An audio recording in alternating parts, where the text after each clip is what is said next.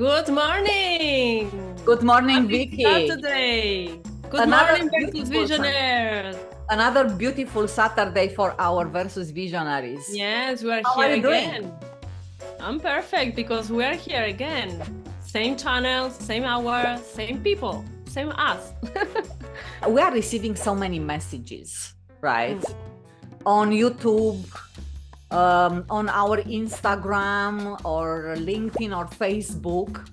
And I really want to say that this episode actually has been inspired by one of the recommendations coming from one of the many messages which we are receiving. So welcome to Mindfulness versus Chaos.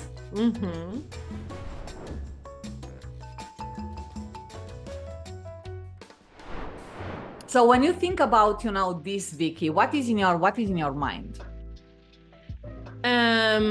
Let's see. When we talk about mindfulness and chaos, I just think about the world itself. That is always like we are in the turmoil, right? Have you ever wondered how to maintain your inner calm when the world around you is in this hurricane, in a turmoil? Yeah.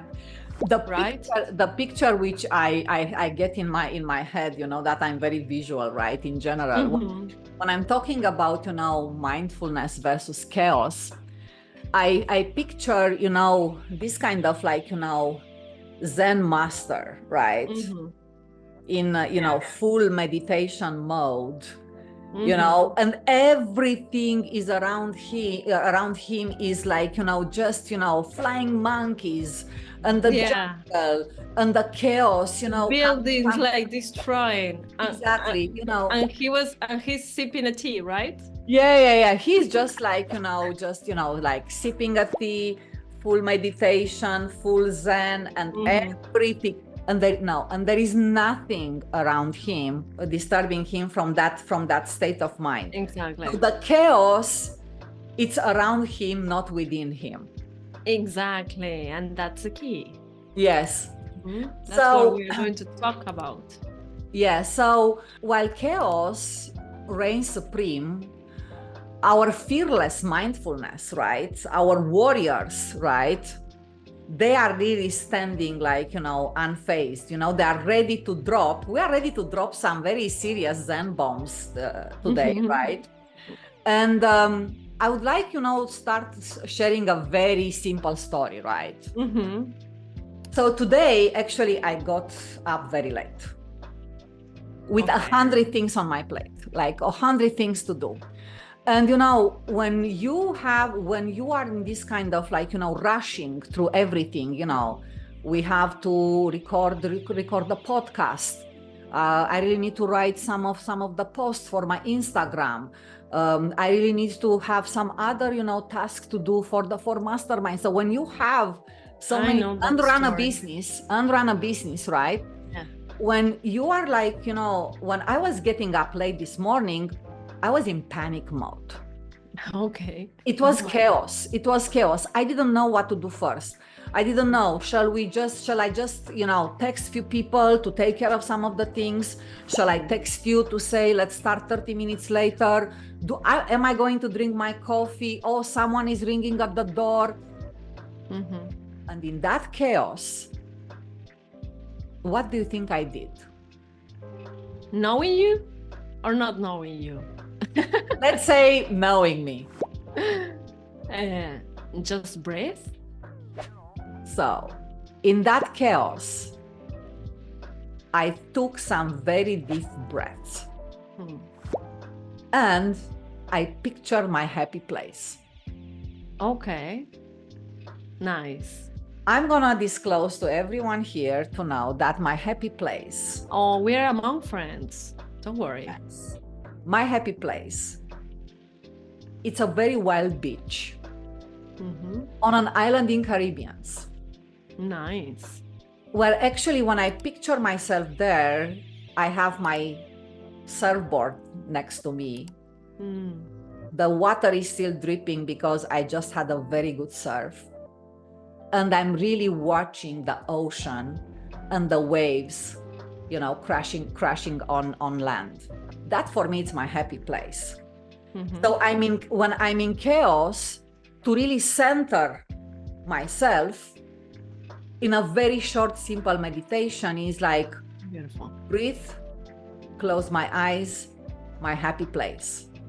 What is yours when you are in chaos, Vicky? What you do? Well, you know, this is our versus too, because our story is different. You come from the city, right? Yeah, I'm a city girl. You are a city girl. I'm a countryside girl. Yes, I had the privilege of growing up in the countryside, surrounded by nature and animals, and almost not noise at all. You know, the singing of the birds and the barking of my dogs were like my daily life. So when I grew up and I started traveling to the city to study at university, I started encountering this chaos, this city, you know. The streets were crowded and a lot of noise everywhere, hornings. So at that time, I started like feeling what you mentioned, that you feel like, oh my God, so much noise, so much things, because in my place, there was not such a thing. We were always like quiet. I grew up as a calm and quiet soul, you know. Oh, that's beautiful. That's beautiful. But I remember this episode of started traveling to the city. So when I was 21, I initiated myself in the Reiki practice. I became a Reikist.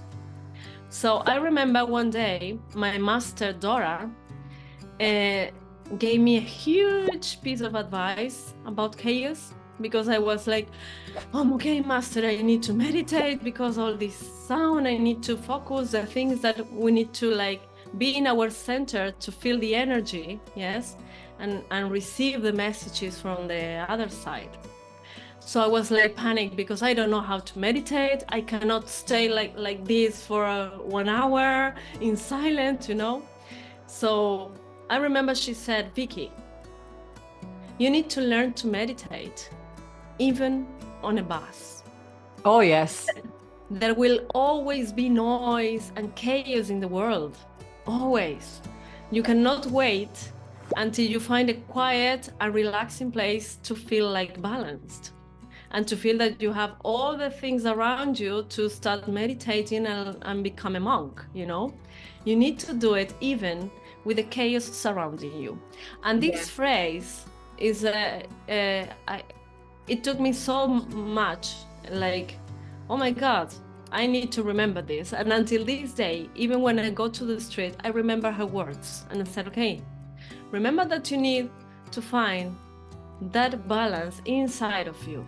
The world is not going to change. So you need to go inside and find that balance. So it's similar to what you do, but I just close my eyes. When I feel that I'm getting nervous, for example, I go to the subway, and the subway is always crowded. And just when I feel that I'm getting nervous, you know, and I notice it, and I said, okay, let's remember that I need to feel, I need to find that inner balance inside of me. So I just close my eyes, I breathe deeply, and I remember that inside of me, there is always peace. Yes, yes. Because, you know, mindfulness, it's not about stopping the chaos, right?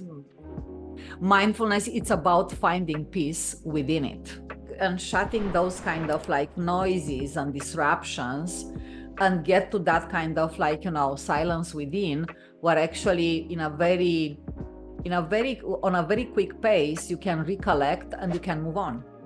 Exactly. So meditation, deep breaths, you know, happy place.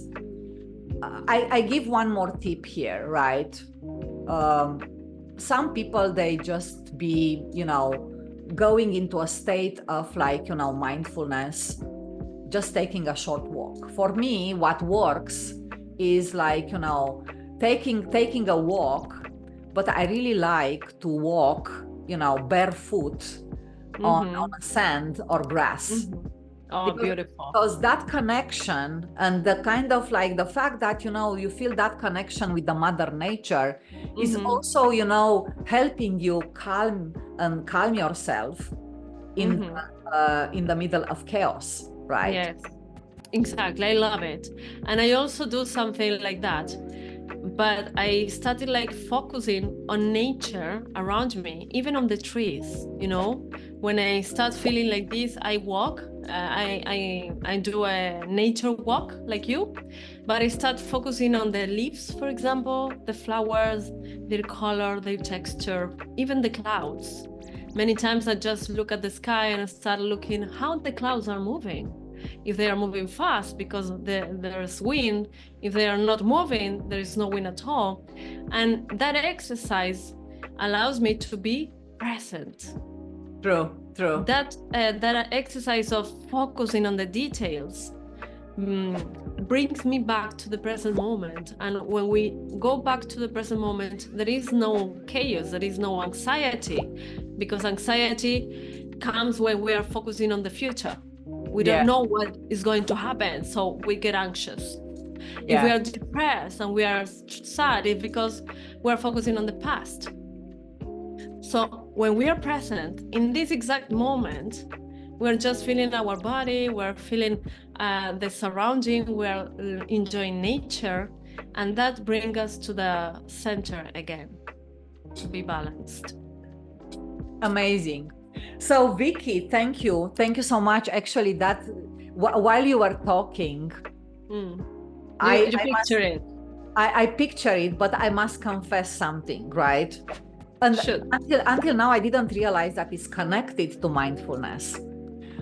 But every time, especially in the spring, right? And I have some favorite flowers, but roses in general are my favorite flowers, right?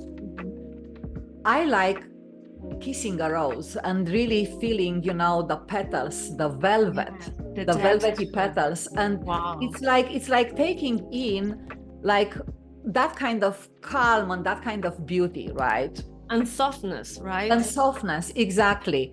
So while you are talking about like looking to the leaves and flowers and the nature in itself, actually, I said, oh my God, the reason why sometimes I go to like a rose kind of like bush is just that, and someone seeing me kissing me a flower on the street, they might think that I'm crazy, but actually that brings me a lot of calm and beauty, right? Yeah, and you're not crazy. I also hug trees, let me tell you. Sometimes I go and just hug a tree and I receive the energy, and I appreciate and say thank you for them to be there, right? Because they are the ones that give us life.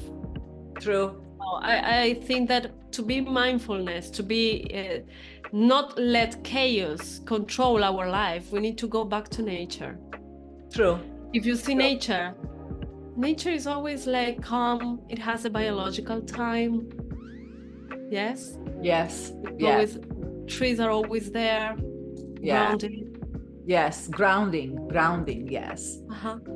So Vicky, what kind of message the universe is telling us about the chaos or the mindfulness in our life? It's telling us exactly the same, Today, in these days, we have the waning moon in Taurus. Okay, what that means? Taurus represents the earth. It's the energy that connects to the earth and to our body that belongs to the earth, right?